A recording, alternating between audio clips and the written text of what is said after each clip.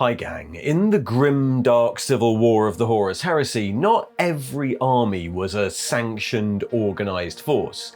As the war went on, the paltry survivors of massive battles banded together, regardless of the legion they came from, to wage a guerrilla war on the enemy.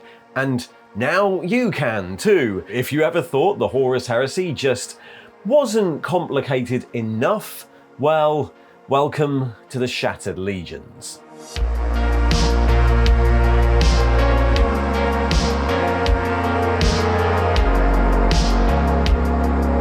Shattered Legions are an interesting choice for the Horus Heresy in that they're not so much a new army as a new way of playing with an existing army, and they're one of the two new army formats found in the campaign book Battle of Beta Garmon. The Horus Heresy was, it must be said, a bit of a surprise for most of the loyalist forces of the Imperium.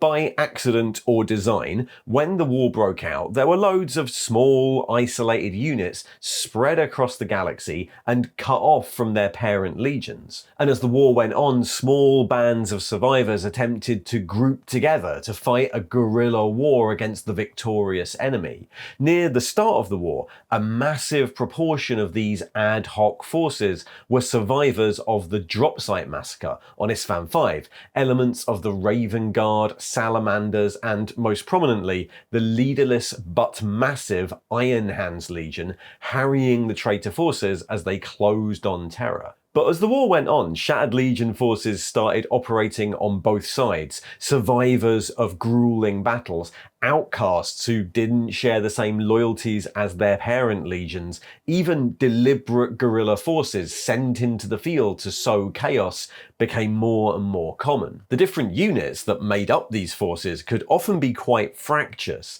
The legions had really different styles of waging war, and so some sort of balance needed to be made, but if they could be melded together well, they often became more tactically flexible than they ever were on their own, and this list allows you to try that out for yourself. The rules for Shattered Legions allow you to play an army composed of veteran fighters from more than one legion, all fighting together in the same army, often in the same squad. So, let's go through how that works. But first, this army guide is going to be a bit different to the rest of them because it isn't really a guide to units and where you find them. The units used in the Shattered Legions army are just the normal marine units. Tactical squads, land raiders, terminators, praetors, they're all just standard units from your Liber Astartes or Liber Hereticus books. The Shattered Legions is just a new and extra complicated way of using them. You know, just in case you thought a Games Workshop full-size wargame didn't have enough rules already. So, here's how it works.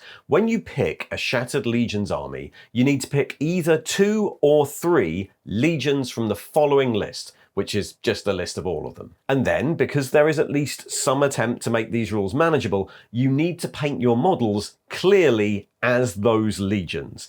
Every model in your army must visibly be from one of your chosen legions or painted in a crazy, unique way that doesn't identify it as any of them. Then, when you arrange them into squads, each squad must include models from every legion you chose. So, let's say we go classic Isstvan survivors and we pick the Salamanders and the Iron Hands. This means I can paint my models in either Iron Hands colours, Salamanders colours, or crazy colours that don't look like any other legion, and each squad therefore has to include a mix of Iron Hands and Salamanders models. I can't have a whole squad of Iron Hands and a whole squad of Salamanders separately. Regardless of where they came from or how you painted them, all the Marines in the army get the Legiones Astartes Shattered Legions rule, which replaces their usual Legiones Astartes bracket their legion rule, and means they don't get their suite of cool upgrades and abilities from either of those Liber books. Because the detachment has those keywords too, it's a Shattered Legions detachment, they won't be able to make use of legion-specific warlord traits or legion-specific rights of war. Don't worry, they will get stuff. It's just not the same stuff. First, any model with the Legion Astartes Shattered Legions rule gets the following abilities. Legion veteran squads get line, which seems really obvious. These guys have been fighting for quite a while. Any squad that you give a dedicated transport to becomes a support squad, so it's going to be a foot slogging army. They can't take any upgrade or any special unit that is restricted to a different variant of the Legion Astartes rule. So my Salamanders won't be able to take storm shields, and I can't include special Legion specific units like Gorgon Terminators or any of the special characters. And the exception to that is that independent characters can take options from the armory section of their parent legion. So my Salamander's Praetor could take a storm shield, but he doesn't get access to the warlord trait section, as far as I can tell. Okay, that's the army composition so far. It's a foot-slogging veteran army of blank Marines. Okay, let's make it complicated. The core of the Shattered Legions army list is the Mutable Tactics rule. This basically combines traits from each of the legions in your army, giving each unit a little selection of advantages and disadvantages, and which traits they get depend on how the squad is made up. Are there more legionnaires from Legion A or Legion B in it? Each legion in this book gets 4 new traits: a hero trait, a major trait, a minor trait, and a flaw. If the unit is an independent character, well, that's easy. They get the hero trait. For our sample test army, an Iron Hands character will get Cybernetic Devotee, which gives them It Will Not Die 4+, or our Salamander Praetor will get Master Armorer and therefore gets Battle Hardened 1.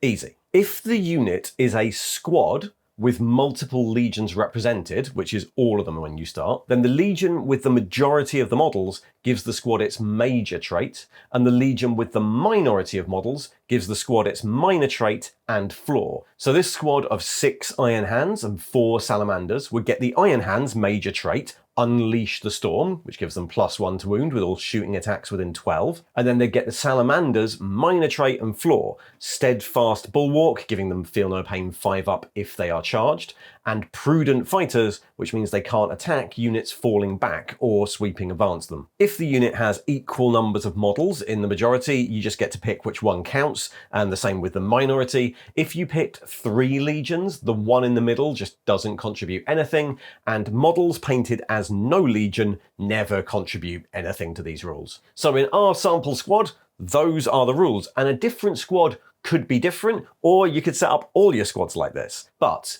the majority and minority are calculated per phase. So as the game goes on, the rules for that unit might change based on which models you choose to remove. Let's say this squad suffers 4 casualties. Well, I could take off 2 of each legion and the rules would stay the same.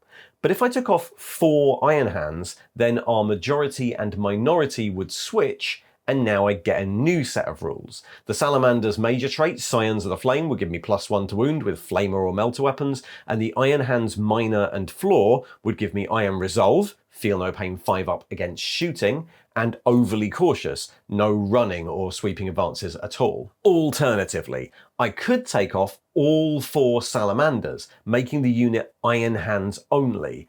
But while that is certainly simpler, it's not actually as good. The strength of the Shattered Legions is in the different legionnaires working together. If a unit ends up only composed of 1 legion, then it only gets the minor trait and flaw for that legion. So our squad would now have Iron Resolve, Feel No Pain 5+ against shooting, and Overly Cautious, no running or sweeping advances. No major trait at all. That's also how any split up talons work. Any unit of a single model or a unit split after deployment into lots of single models just gets the minor and flaw of the legion that model represents. So I'll just clarify.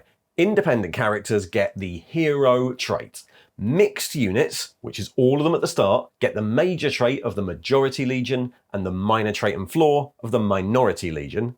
Single legion units get the minor trait and flaw. So you can see how this is going to get very complicated, right? A unit in a 3 legion Shattered Legion force could have 9 different sets of between 2 and 4 rules that change per phase. The designer's notes at the start even point out that these are probably best used for casual gaming, probably not in events where you have any sort of time limit, which is fine because no one would be silly enough to run a Heresy tournament, right? But there probably is a way of making this manageable. If you go in with just a 2-legion force and you ignore the temptation to stick in crazy non-legion marines, which to be honest don't really give you any benefit, then each squad basically has 4 suites of rules that might apply and that you can switch between when they take casualties.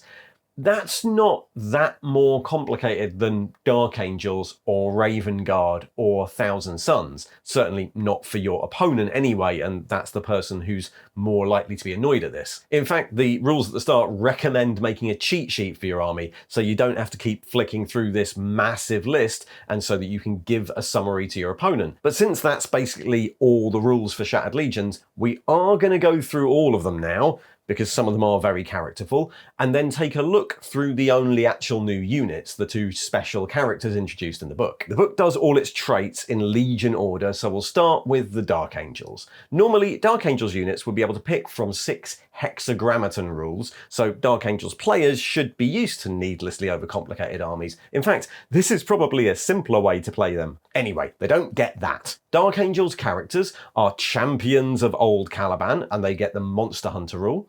Mixed units with a Dark Angels majority will get Ruthless Bladesman, which means that when they win an assault, the defeated enemy unit are at -1 leadership for the rest of the game.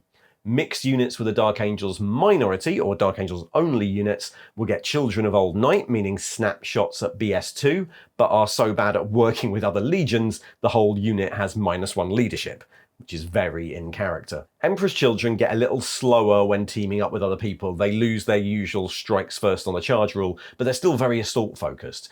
Emperor's Children characters have Duelist's Edge 1. Mixed units with an Emperor's Children majority are Ruthless Bladesmen who always hit on a minimum 4 up in assault. Mixed units with an Emperor's Children minority, or Emperor's Children only units, get Chosen Warriors on all the Emperor's Children models, which is interesting, but Warrior's Pride. If you refuse a challenge you could have accepted, the whole unit's at -1 to hit that round. Iron Warriors Shattered Legion forces stay pretty much on theme. Iron Warriors characters just get Sunder.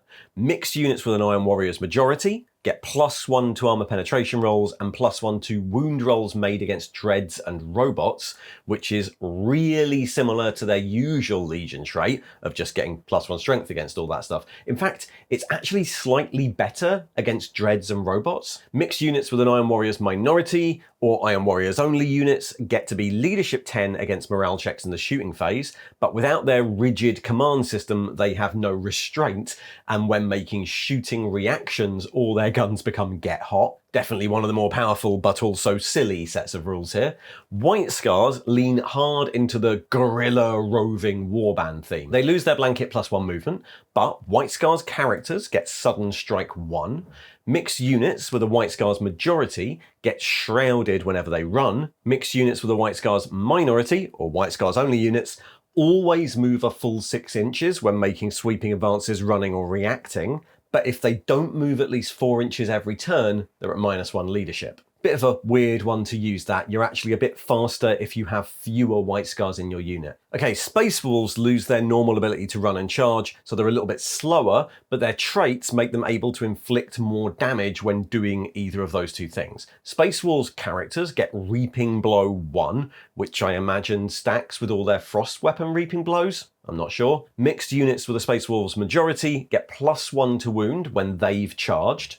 Mixed units with a Space Wolves minority, or Space Wolves only units, get the ability to snapshot with bolters and bolt pistols while running, but also, and this is quite bad, have to take a leadership check whenever they charge or be disordered. So quite a risky one. Imperial Fists are then the opposite, really reliable. The characters all get Crusader, so leaning a bit more into that Templars theme. Mixed units with Imperial Fist majority get a similar thing to their general Legion rule. Instead of the normal +1 to hit with bolt and auto weapons, Shattered Legions units get +1 to wound with bolters, combi bolters and bolt pistols. Mixed units with an Imperial Fist minority or Imperial Fist only units get +1 to their cover saves when they are in cover, but as a Legion who are maybe a bit predictable, if you have any reactions left this phase, the unit must use them, which means your enemies can fish out your reactions early in each phase. That's quite an interesting one to use. Okay, on to Night Lords, who have basically a reduced version of their normal Legion traits. Night Lord characters get Fear 1. Mixed units with a Night Lord's majority get +1 to hit if they outnumber their enemy in assault, which is a reduced version of the usual +1 to wound in both assault and shooting. Mixed units with a Night Lord's minority or Night Lord's only unit get Trophy Takers. They roll 2d6 and pick 1 when sweeping advancing, but they also can't charge unless they outnumber the enemy and suffer -1 to the morale check they make if they lose the assault. So they're still cowards. Blood Angels remain the crazy assault army they've always been. Blood Angel characters get Furious Charge 1, and mixed squads with a Blood Angel majority get a reduced version of the normal Legion trait. +1 to wound in assault as long as the weapon isn't unwieldy. Mixed squads with a Blood Angels minority or Blood Angels only squads get Hammer of Wrath 1, but they must declare a charge if they're able to do so. Iron Hands, we've had a little look at already. Their characters get It Will Not Die 4 up. Their majority trait is +1 to wound when shooting enemies within 12 inches, and their minor trait and flaw are Feel No Pain 5 up, and that they cannot run or sweeping advance. World Eaters in this crazy Shattered Legions era actually end up a little more restrained than the Blood Angels. Their usual +1 attack on the charge is gone. Instead, World Eaters characters get Rage 2. Squads with a World Eaters majority can roll 2d6 and pick the highest when charging, and mixed squads with a World Eaters minority or World Eaters only squads ignore the first failed armor save in the fight phase, but if they can charge an enemy within 12 and choose not to, they have to make a pinning check. Ultramarines' regular rules are based on them all working together seamlessly because they're such a well-drilled legion, so obviously that's out of the window when they're working with someone else. Instead, their rules are all based around reactions. Ultramarines characters get Stubborn, that's simple. Majority Ultramarines units get Methodical Fighters. If an enemy unit declares a reaction to something they do, the enemy have to pass a leadership test in order to actually do it. Mixed units with a minority Ultramarines or Ultramarine only units get +1 to hit for shooting reactions, but they have to pass a leadership test themselves to do any reaction. Death Guard are as you'd expect though. Characters get Feel No Pain 5 up, and majority Death Guard units get a reduced version of their normal trait. As long as no one in the unit has moved more than 7 inches, they count as stationary when shooting. Minority units or all Death Guard units get a 3 up invulnerable save against dangerous terrain tests, but they only have initiative 2 when running or sweeping advancing. Obviously, Thousand Sons are going to lose out quite a lot. They don't get any of their normal arcana. Instead, characters gain Psyker and access to the Divination discipline, and mixed units with a Thousand Sons majority get to nominate 1,000 Sun in the unit to get the Prosperine Wrath psychic weapon. Minority Thousand Sun units and Thousand Sun only units always count as rolling a 6 when they have to fall back and roll the sweeping advance roll, but they suffer perils of the warp if they ever roll an 11 or 12 on a morale check. The Sons of Horus here are all-rounders. Characters gain Furious Charge, mixed units with the Sons of Horus majority get +1 to hit rolls in the shooting phase against units within 12, minority or Sons of Horus only units get Legacy of Brutality. They get +1 to hit in assault if they are outnumbered, but are also so arrogant that they cannot be bothered to react to any unit they outnumber. Quite a fun narrative mid-heresy rule, that one. Word Bearers' abilities, like their normal trait, are mostly morale-based. Characters get Stubborn, and majority Word Bearers units get to break a tie in their favour in the case of drawn combat. They count as winning by 1. Minority Word Bearers units and Word Bearer only units get to roll 2d6 and pick for their morale and pinning tests, but if they fail, the unit suffers 1 wound. Quite a good one for fearless units like Dreadnoughts, that. Salamanders are another one we looked at earlier. Their characters get Battle Hardened 1, and mixed units with a Salamander's majority get their normal +1 to wound with heat-based weapons from their trait. Minority Salamanders units get Feel No Pain 5 up when charged, but can't attack people who are falling back and can't sweeping advance. Raven Guard are another of the legions that might actually be a bit simpler to run this way. They obviously lose all their normal traits, which are split up by what sort of unit you are. Instead, characters get precision shots and precision strikes, and majority Raven Guard units get a limited sniper ability. Whenever the unit shoots with regular sized guns, the controlling player gets to allocate the first wound, which is interesting. Minority Raven Guard units, or Raven Guard only units, get Shrouded 6 up if they're 18 inches away from the enemy, but -1 leadership when they're out in the open. And finally, Alpha Legion are sneaky. Their characters get the same false colours rule that their special consul, the Saboteur, has. They can't be targeted by the enemy until they charge or shoot. Mixed units with an Alpha Legion majority get Precision Strike 5 up when they charge, and minority Alpha Legion units, or Alpha Legion only units, get Shrouded 6 up if there's a closer unit that the enemy unit could have targeted, but, and this is one of the most fun rules in this book, they must allocate all wounds to the non-Alpha Legion models in the unit if possible. So all your mixed units will, as the game progresses, eventually become Alpha Legion only ones. And that's it. There's loads there, some of which are really reminiscent of the Legion rules from the first edition of the game, where Legions had flaws as well as advantages, but it's obvious that you could set up some fun combinations in this. There are currently 2 special character units that can be taken in a Shattered Legion's army. You can't take any of the normal ones, because they can't replace their Legion. There's a Astartes rule with the Shattered Legion version, but these 2 specifically can. Hebul Khan of the White Scars and Shadrach Meduson of the Iron Hands. Both characters can be taken normally in their respective legions, or they can be taken in a Shattered Legions force. When you take them in a Shattered Legions force, you obviously have to pick their legions as one of your 2 or 3 legions for the army. Hebul Khan is a Dishonored Sagyamazan character. His stats are somewhere between a Centurion and a Praetor, and he's armed with a massive 2-handed sudden strike breaching power sword, and he comes with all the normal Sagyamazan rules. So Feel No Pain, and you don't get any points for killing him. The interesting thing here is this note that says that if he's the only Master of the Legion in your army, you must then take the Sagyamazan Rite of War, which usually wouldn't be available to you because Legion-specific rights are only available to Legion-specific detachments, not Shattered Legions. So here, I guess you can take it. Shadrach Meduson is tougher, but not as fancy as Hebul. His listing here is a bit of an upgrade from his previous appearance in the Legacies document, where he was just a normal Iron Hands special character. An Iron Hands veteran with a fancy bolter and sword, he's mostly notable because of his warlord trait, Raise the Storm, which is basically a War. Once per game, he can give all Iron Hands and Shattered Legion Marines in the army Furious Charge 1 and Hatred Traitors for the duration of a turn. And that's all the units. The Shattered Legions, ready to take on the forces and brain power of your enemy. Honestly, I really get the initial warning. This has the potential to be incredibly, almost unreasonably complicated to use, especially if your opponent isn't prepared. There's just loads here to choose from. But I think the rules do make sense, and I'm glad to see Shattered Legions back in the game. And I think with a bit of preparation and by limiting yourself to some of the simpler options, you could make it work without it being a total headache. Thanks for watching.